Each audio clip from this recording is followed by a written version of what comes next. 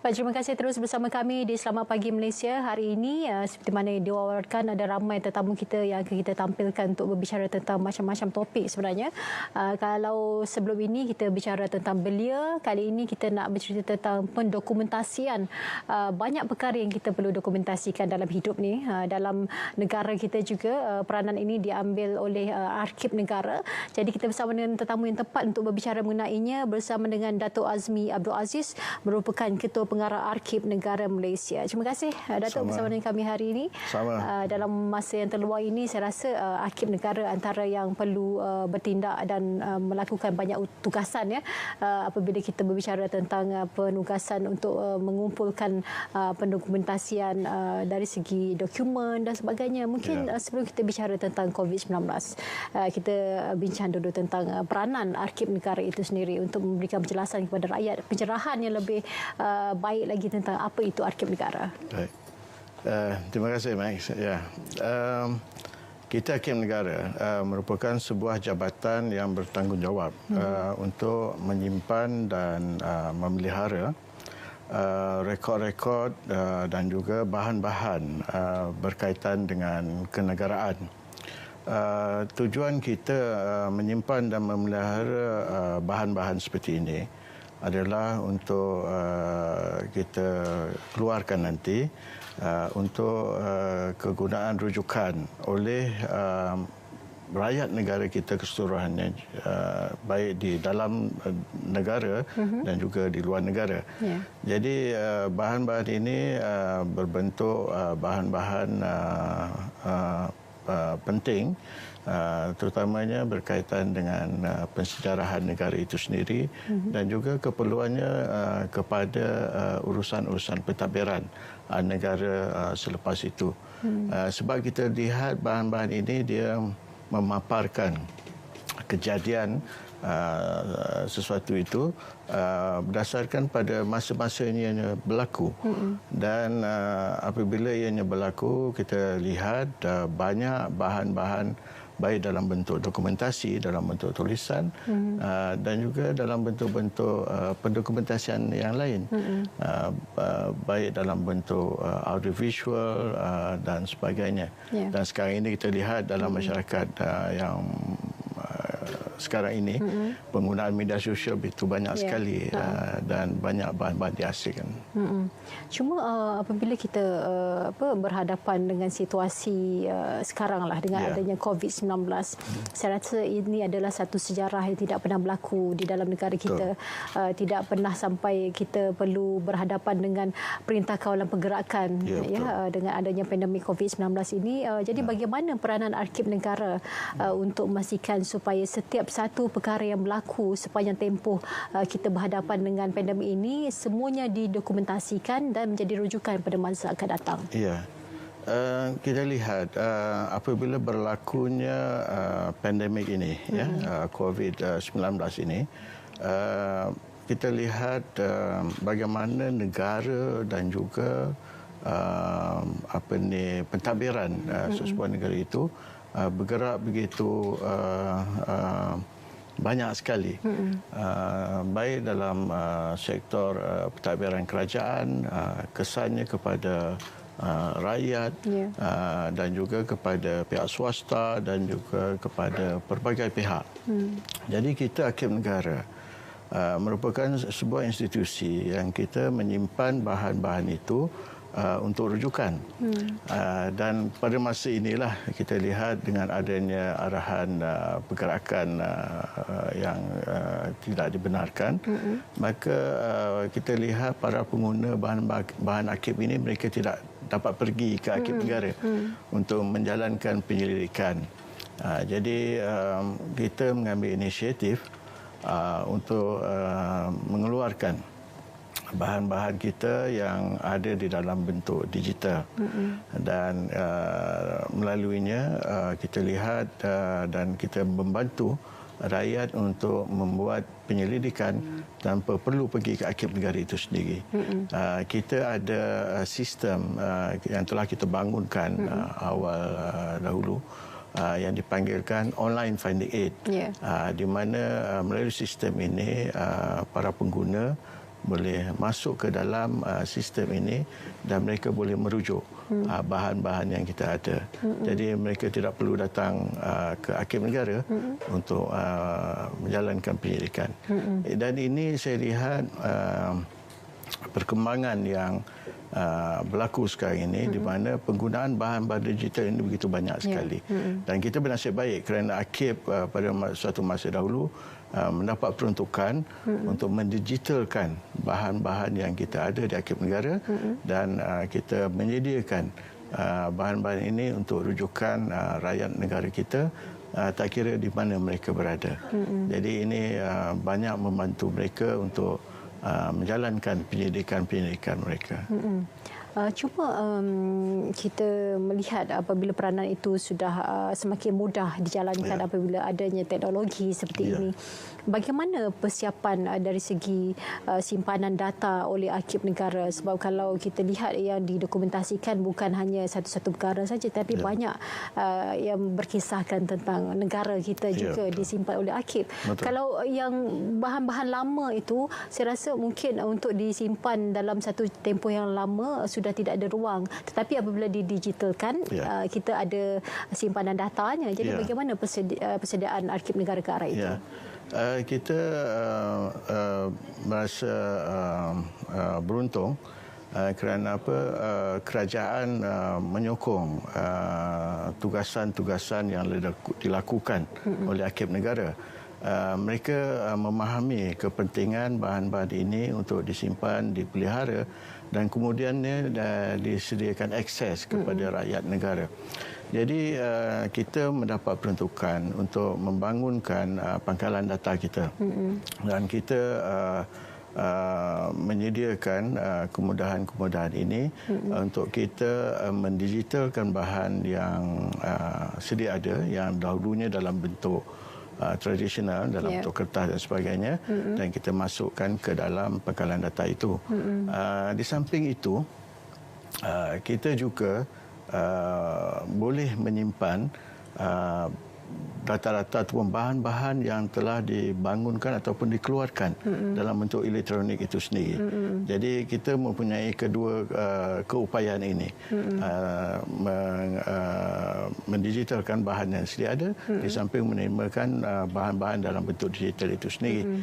Jadi kalau kita baca ataupun kita faham Arkib Negara ini, kebanyakan orang berfikir bahawa Arkib Negara ini merupakan menyimpan bahan atau rekod-rekod lama saja. Tapi sebenarnya Arkib Negara ini merupakan satu jabatan yang sentiasa peka kepada pembangunan ataupun perkembangan teknologi terkini.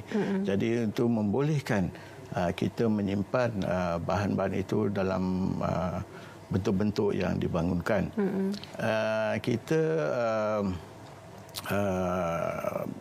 dalam sekitar 2 tahun lepas, kita ada membangunkan apa yang kita panggil MyWa. MyWa ini dia menyimpan homepage yang dibangunkan oleh jabatan-jabatan dan kementerian-kementerian kerajaan. Jadi kita dalam bahasa Inggerisnya kita kata kita capture bahan-bahan itu seperti mana ianya dibangunkan dahulu dan kita simpan dan kemudiannya boleh dirujuk di masa akan datang. Jadi insya-Allah Arkib Negara akan sentiasa bergerak ke arah itu untuk menyimpan bahan-bahan bersejarah negara ini. Kalau bahan-bahan lama, sampai bila tempoh penyimpanan bahan-bahan itu? Adakah ada waktu tarikh luputnya yang perlu dilupuskan ataupun sehingga ke satu tahap ia didokumentasikan dengan kaedah lain? Kalau yang berbentuk fizikal untuk menyimpan, saya rasa ruang pun tidak ada. Jadi bagaimana untuk menyimpan bahan-bahan lama ini? Kita sepanjang pemahaman kita dalam bidang kearkipan ini, bahan-bahan yang telah disimpan di dalam Arkib Negara akan disimpan selama-lamanya. Kita tidak ada tarikh luput. Maknanya bahan-bahan itu kita telah nilaikan dan kemudian kita pindahkan ke Arkib Negara. Maka kalau dah masuk dalam Arkib Negara, kita akan simpan selama-lamanya selagi ada bulan dan bintang dan matahari. Jadi insya-Allah. Tetapi kita mempermudahkan penggunaan dan upayaan kita untuk menyebarkan bahan ini dengan mendigitalkannya dan juga menyebarkannya. Dan suka juga saya maklumkan pada masa ini kita Arkiv Negara menjalankan satu program yang kita panggil program pendokumentasian kisah kita di waktu COVID-19 ini. Jadi program ini selari dengan penyataan yang dikeluarkan oleh UNESCO dan juga Badan Kearkipan Dunia, dalam bahasa Inggerisnya International Council on Archives. Mereka menyatakan bahawa pada masa ini kita perlu merakam dan mengumpulkan sebanyak boleh bahan berkaitan dengan pandemik COVID-19 ini. Sebab macam Meg cakapkan tadi, inilah satu keadaan yang kita tidak pernah lalui sebelumnya. Walaupun kita pernah lalui perkara-perkara berkaitan dengan TB dan juga SARS dan penyakit-penyakit lain, yang mana kita mempunyai dokumennya juga, tetapi saya rasa ini yang paling besar. Bukan hanya Malaysia tapi seluruh dunia terlibat dalam perkara ini. Jadi UNESCO telah mewawarkan bahawa semua negara, baik dalam sektor kearkipan, museum dan sebagainya, untuk mengumpul sebanyak mungkin bahan dokumentari berkaitan dengan COVID-19 ini. Jadi tujuannya, masa apabila perkara ini telah berlalu nanti, maka rakyat dan juga masyarakat keseluruhan negara itu boleh merujuk kembali apa yang berlaku kepada negara apabila berlakunya COVID-19 ini. Contoh-contoh bahan yang telah dikumpul setakat ini, kita dah masuk tahap 3 untuk PKP. Bermula sejak bila pengumpulan untuk COVID-19 ini? Apa yang disimpan oleh Arkiv? Selain daripada kita menawan homepage Kementerian Jabatan dan sebagainya, kita juga mengumpul bahan-bahan dalam bentuk gambar, dalam bentuk dokumentari, dan juga bahan-bahan yang boleh kita kumpulkan melalui media baru ni. Media baru ni. Ya, kita lihat bahawa banyak penularan daripada pelbagai pihak berkaitan dengan isu COVID-19 ini. Jadi kita rasakan ini juga sebenarnya merupakan bahan penting. Kita melihat reaksi sesebuah kerajaan, rakyat dan juga institusi-institusi yang ada apabila menangani atau menghadapi isu COVID-19 ini. Dan kita merasakan bahan ini penting untuk membolehkan kita melihat dan juga mengetahui serta kemudiannya kita untuk menghargai pihak-pihak yang terlibat dalam menangani pandemik COVID-19 ini. Saya rasa masyarakat juga perlu ambil tahu tentang peranan Arkiv Negara dalam menyimpan dokumentasi ini. Apakah peranan dan juga sumbangan, bagaimana ingin memasyarakatkan Arkiv Negara supaya orang ramai juga boleh turut serta, mungkin menyumbang bahan dan sebagainya.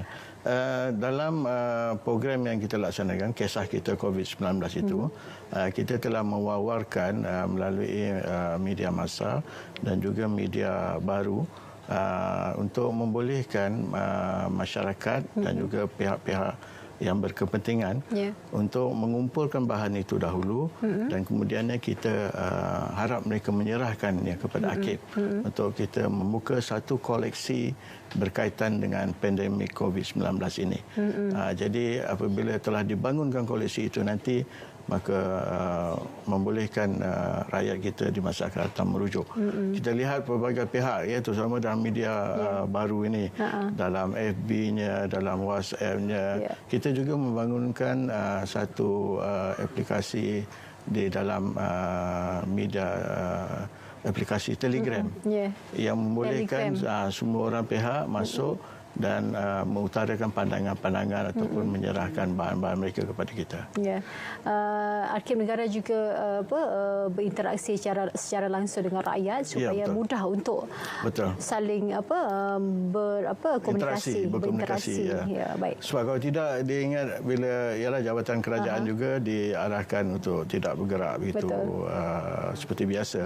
Jadi kita juga mendapat pertanyaan-pertanyaan daripada pihak-pihak berkepentingan. Jadi melalui aplikasi Telegram ini mereka boleh berkomunikasi dengan kita dan kita akan memberikan kita punya khidmat nasihat, panduan dan pandangan di dalam itu.